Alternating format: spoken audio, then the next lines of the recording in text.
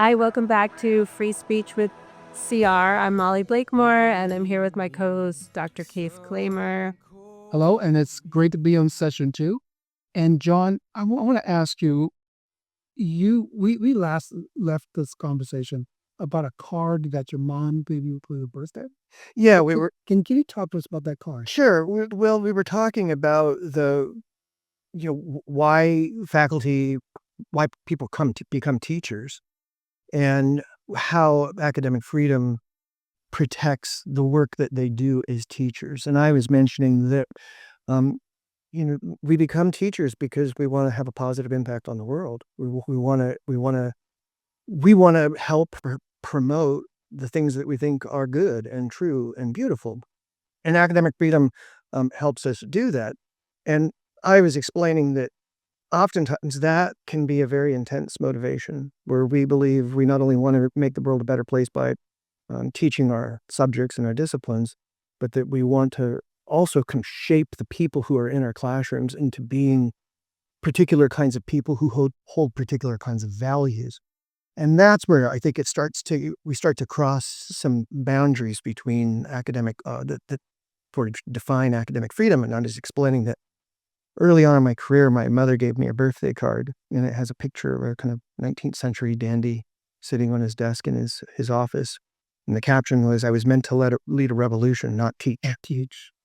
And it's sort of expressing this idea that we want to go out and we want to make the world a better place in our image, and we're going to use higher education to do that. And that might start to cross some boundaries on academic freedom, because as we talked earlier, academic freedom protects our ability to teach our subjects freely, but not necessarily to advance our own particular worldview. Interesting. That's true. Can you offer a healthy alternative? By healthy, I mean, because when you were speaking just now, you're going to use the words like, I think, beauty and, such like. And mm, don't take it the wrong way. I mean, in the subject talking about arts, it's all about talking about beauty. But in this context, it almost sounds like it has an air of frivolity to it, if you will, because it's so subjective, what a beautiful, and that was the point you were trying to make, that as instructors, we often inadvertently inject so much subjectivity into our teaching that we may jeopardize the very principles of academic freedom in our own field and influence our students too much. Is that the point? Did I summarize it correctly? Right. Yeah, sort of. What you just described, I wouldn't have a problem with. I think it's probably unavoidable just in the individual words that we choose, that we're going to be reflecting our own subjective perceptions when we teach our disciplines. That's different in my mind than coming into a classroom and saying, okay, I've got 16 weeks with these people, and my goal is to make them into a kind of person that I think people should be, and I'm going to use art to do it. Well, very tricky not, how do you say? Because art specifically, and I don't want to spend too much time on art, but art specifically responds so much to the world around it in the now, Sure. and it changes so much um, with the changing, let's say, political climate, that how do you avoid, let's say, going there, um, in a climate that almost calls for subversiveness, almost calls for revolution, if you will, right? Um, by default, you will start very soon to circumvent um, strongly phrased ideas. Right, but there's a difference between art as a discipline being revolutionary or calling for a revolutionary, and a particular art professor calling for a revolution through the students. Right, so I got asked this. I just got asked this the other day. We were talking. Was this in class? Yeah, it was in class. It was an ethics class, and you know, that's a challenging class to teach because you're talking about things that are so deeply personal and of great importance to the individual students. And they always want to know, like, well, what do you think about this? What do you think about this? And I'm always hesitant to answer them because what I'll tell them is, I don't want you to think that you have to believe the same way that I do, or believe the same things that I do on this topic. I can tell you about these different ethical theories and how they might apply to these different ethical issues. but I can't necessarily tell you what the ethical thing to do is. I have my beliefs about that, but my beliefs are separate from the particular material that I'm charged to teach it. Makes a lot of sense. There's the ethics within academic freedom, like Right. the ethics of teaching. So, yeah, you've been teaching here for over 20 years and you're here almost 10 years. And so my question is fundamentally, do you think that students change when they come to class, when they come and engage in the classes in college? So you can say that you want to change people or make them into better people or, but Mhm. as as teachers, you must witness some of that. And do you? And I've seen it go both ways. One of the most common complaints that I would hear from students who don't have good experiences is that they have had a professor who expects them to recite back to the professor in their assignments views that the professor has expressed in class. Those students change, and they change for the worse because they lose confidence in higher education. On the other hand, yeah, of course, when a student feels like it is safe in that space to be able to ask questions and to say, oh, I think I misunderstand, or oh, I think I've changed my mind, or oh, I don't know what I think about that anymore. Those students change. I think they change for the better. I saw you smile, Dila. No, yeah, I was just thinking, I agree with that 100%. And, the very reason, we become teachers is because of curiosity, and right, it's that one quality that drives us to push further. And those students who share the quality of curiosity and can be okay with being out of balance for a little while, right? To sit with being out of balance for the few weeks that we're together, they come away the best experiences if the teacher is not overmolding them. Will that make sense? Interesting. This is kind of me echoing what Jung said. Allowing them to draw their own conclusions, allowing that if there's change, change is not a prerequisite of having a good experience in a classroom, but it's a kind of a byproduct of that beautiful sticky glue that's generated in the classroom. John, you made a comment about how other faculty may be this conversation, and they may not agree with what we're talking about. Why not? But well, because the question is, how do the other faculty feel about it, about freedom of speech and the freedom in the classroom in the climate that we find ourselves today? What's the general feeling of your colleagues? So I can only speak, I've only had interactions with colleagues here on campus, and you can correct me if you've heard differently. In our conversations, I haven't heard, in fact, I'll go this far. In my entire time at CR, I've not heard faculty express concerns about academic freedom because of pressures coming from outside the institution or from the administration. I've never heard that here. I have heard over the years faculty complain about other faculty impinging on their academic freedom. Interesting. Particularly, so for example, senior faculty telling junior faculty, hey, this is the way you have to do this. This is the textbook you have to use. So I've seen that. I've also seen concerns from faculty about students, not threatening, but perhaps compromising academic freedom. So you have a student that comes forward and says, I don't like this book you're having us read. I don't like this assignment that you're having us do. I don't want to do that. And if you require me to, if you require me to read this book or do this assignment, I'm going to register a complaint. And that is much more common. I think that It is common now. yeah, it is. Yeah, that is. going to say, is it getting more common? I have a feeling it is. It is. Yeah, there was that book, I think we've all read it, The Coddling of the American Mind by Jonathan Haidt and Greg Lukian. And they do a pretty good job of establishing that since 2015, 2014 or so, that young people's perceptions of what is harmful has broadened. And so when they come into a classroom and they find something that's challenging, they might experience that as harm. And certainly a professor is not, under the guise of academic freedom, is not allowed to cause harm to students. Right. But if a student's perception is this material is causing me emotional harm, therefore I'm going to go forward and register a complaint, while I don't anticipate the administration coming back to the faculty and saying, hey, you've got to stop teaching that, I do think it's reasonable that a faculty member might say, I just don't want to have to deal with those kinds of complaints. And so we have faculty self-censoring. Yeah, there's a man named Eric Schlosser, and he wrote this essay for Vox magazine, which is, a pretty standard, I don't know if it's still in publication, but It still is. okay. Yeah, back in 2015, he wrote this article. He's a professor, and the title of the article was "I'm a liberal professor, and my liberal students terrify me." And so he goes through and he explains in this essay about the kinds of things that we're talking about, this real hypersensitivity to perceived harm. In this article, it exploded online, not because people were complaining about what he was saying, but because this rush of professors coming forward and saying, oh my gosh, I have this exact same experience. I can't teach Huckleberry Finn anymore. I can't teach To Kill a Mockingbird.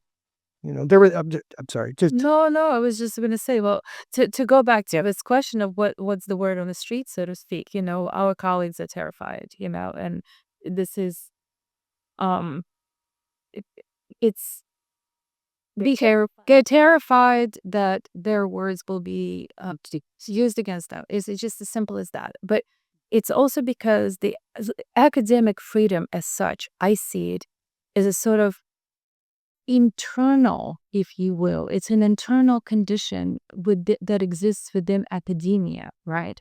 But what we're seeing now is that the very societal conditions for the existence of academic freedom are being reshuffled and threatened, right? So it's kind of like that. If academic freedom exists here within academia, then the general larger discourse and the power differentials that are flying out there, they're reshaping the way and they're squeezing the field of academic freedom. I hope that makes sense. So you might not get shot, but you still have, cushioned out repercussions, and we're getting whiplash. A few years ago, Prior to this administration, it was what John was just talking about, and students were being uncomfortable with a whole range of ideas, and I would say oversensitized by the general academic discourse. And now there is whiplash going all the way the other way. And when you talk about the administration wing, The current administration, the Trump, the Trump and the Biden, yeah. So it's like, and so it's a yo-yo thing that happened in the last few years, and we're just trying to find our footing, and it's pretty damn hard.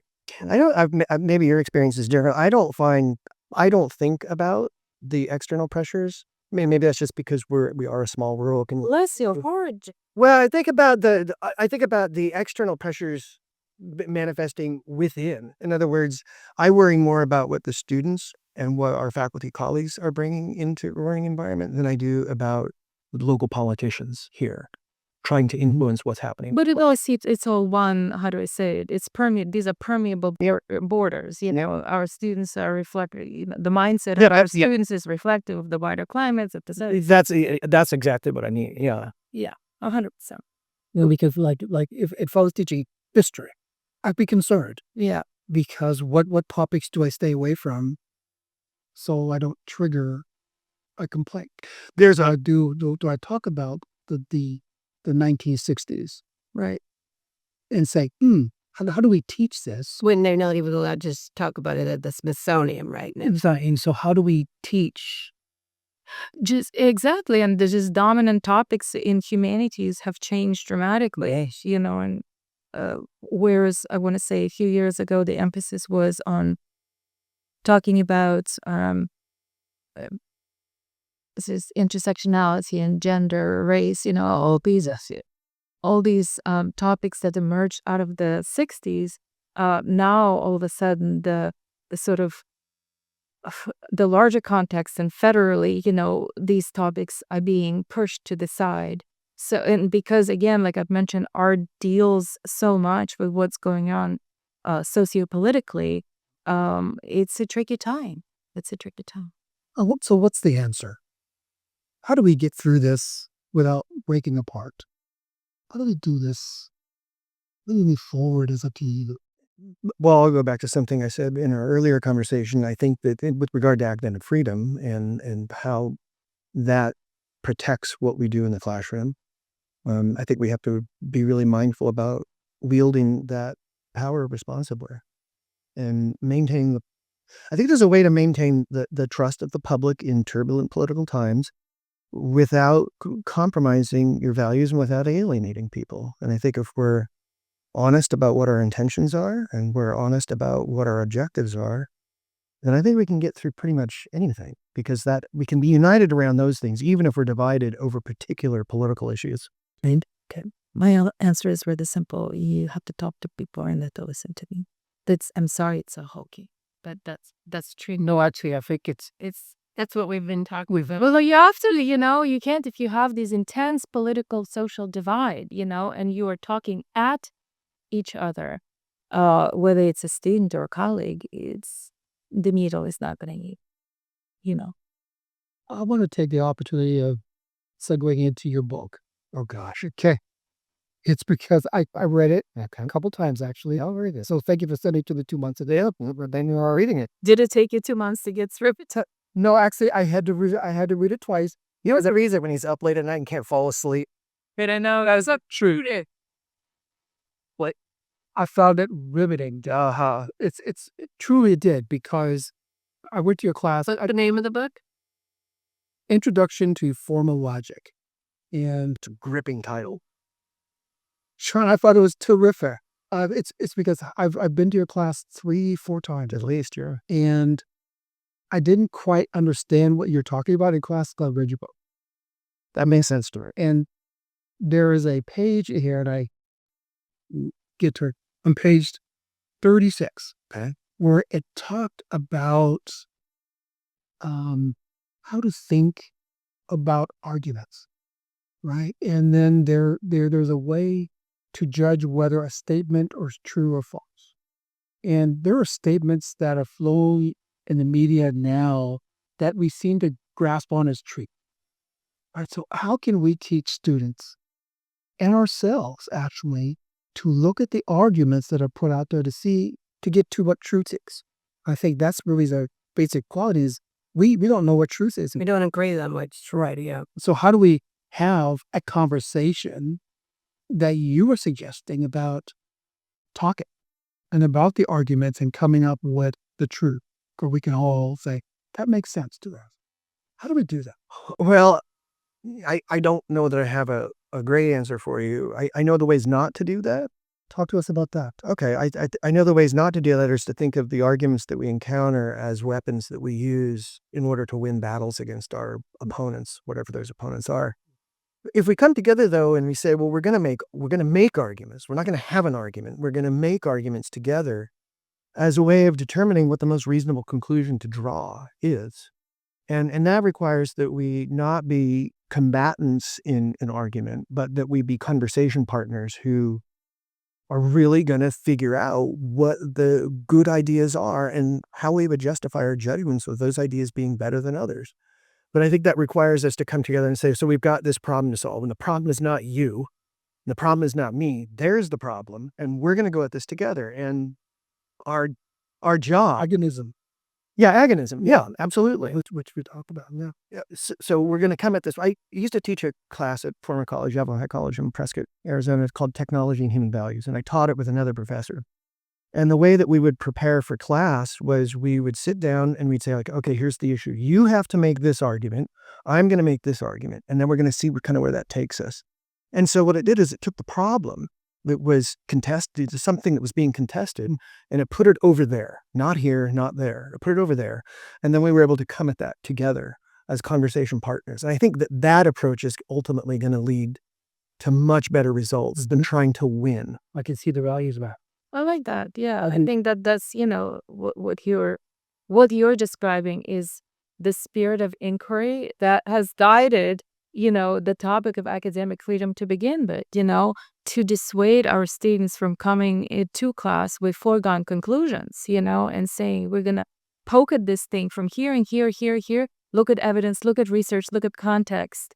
And we're gonna delineate whatever that question is we're trying to answer or problem to solve together. In that way, they feel like there is a buy-in, You know, so it's to take the subjectivity out of it. It's not a personal, it's not personal, it's objective. Or I'm going to say, acknowledge the subjectivity, put the subjectivity on the table and let's get it over with, get it out, and because without everybody will bring the subjectivity regard. Because I'm talking about humanities out. Well, and I'm sure you've had this experience where you go into a classroom and you have, a much broader and deeper knowledge base about the subject than your students do.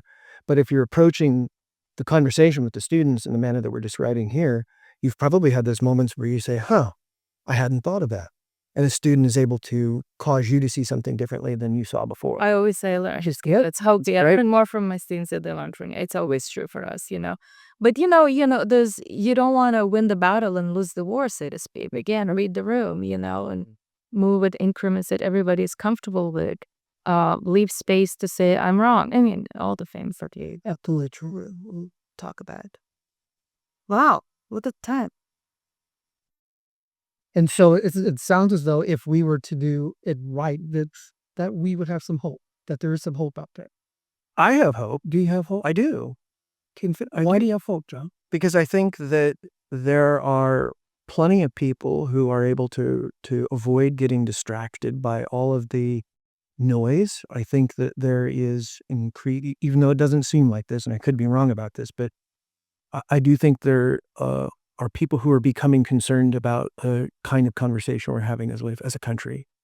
I did a class last week on the ethics of political violence, and Interesting. yeah, it was a very interesting conversation. And in the end, the ending question for the students is, well, what are you going to do? Not society going to do, but what are you going to do to make sure that the people you disagree with don't become your enemies?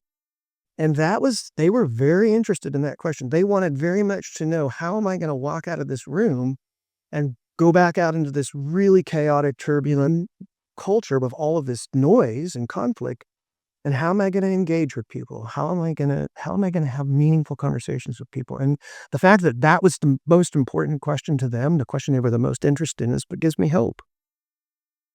Mm-hmm.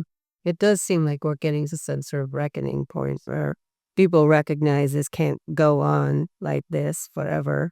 Yeah. Everyone hopes. Yeah. I mean, one approach is that you can beat up or kill your political opponents, and the other is that you can talk to them.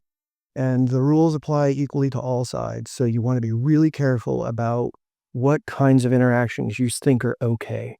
I agree with that. If you want to see change and positive change, you have to embody that change and allow space for others to come in. And I heard this saying, it's a philosopher said, I forgot Gomedi Habermas, an enemy is someone whose opinion you have not heard.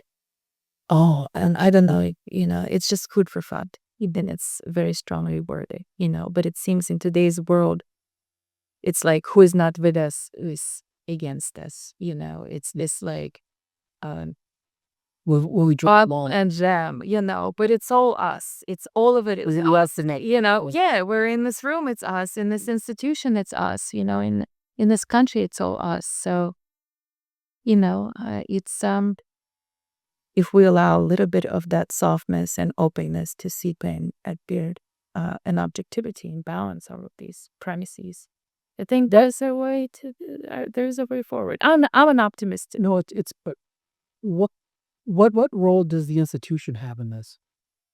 What do you think? I'm asking. That's in Mundas. Well, I think you could look. No, because I will answer your question. Absolutely. Yeah, I mean, I've communicated to you privately many times that I think your commitment to allowing voices to be heard and to promote viewpoint diversity, something you and I talk quite a bit about. Yes, we are. I think that's what the institution can do, is to continue that. I hope that's not dependent on you, because someday you're going to retire, I assume, and go off and do fun things. And I hope Now, if we work it, I'm having fun today. I hope that your efforts in doing this over the last decade or more has become part of our institutional culture. And so that even if you're not here for leading that charge, that spirit is in the institution, in all of us, and we're able to carry that on. That's really well said, John, because, the people will change in an institution, the buildings may change, but something of a pattern remains. So if structurally we're the kind of institution that has nimbleness, culturally, structurally, we have that nimbleness, and that stability built in, inclusivity, etc., then we can move forward. What role? Thank you for that. I hear you. I often think about what role does the college play in healing what our community is going through, because the conflict is just not internal. We see it as we drive off campus, and we feel it everywhere we go. I question, what role does the college have to help our community move forward? We're a community college, right? We want to start thinking about. Well, our students go back out into the community. Yeah, so I'm saying that they aspire, that they. I think you're right. Wonderful. Yeah, I think the mistake we could make as an institution is to think that it would be effective to use the institution outside of the college, outside of the classroom, to engage in those conflicts out there. That, I think, would be probably a mistake. I think the way that we're doing it, which is you come here, we are here, you have these experiences, you are the members of the community. Now, based on what you've learned and the skills and the knowledge you've acquired here, now it's your job to go back out in the community. That's like we have to. We're at time. Oh, Yeah, we're at time. We have to wrap. thank you. Thank you both for being here today. And Thank you. this has been the joy of my day. And I don't know if it's been as good for you, but I'd say this is an engaging dialogue that I deeply appreciate. Thank you. And where can people get your book, John? They would have to go to the CR bookstore, but I don't recommend that because they actually, part of the idea is they can get it out for free. Thank you for the free book. Right. Yeah. It's People ask us where we have books on. thank you both very much. And Molly, thank you for engaging this. 谢谢猫。